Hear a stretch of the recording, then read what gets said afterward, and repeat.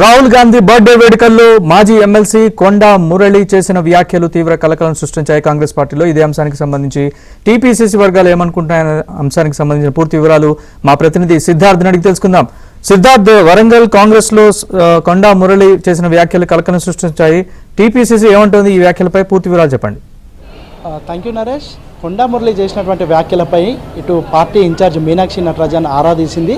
TPCC chief Mahesh Kumar Goud కూడా ఈ ఇన్సిడెంట్కి సంబంధించి పూర్తి వివరాలు వెంటనే పంపించాల్సిందిగా అక్కడ ఉన్నటువంటి నాయకులను కోరారు. కాసేపటి క్రితం ఏబిఎన్తో టీపీసీసీ చీఫ్ మహేష్ కుమార్ గౌడ్ మాట్లాడారు.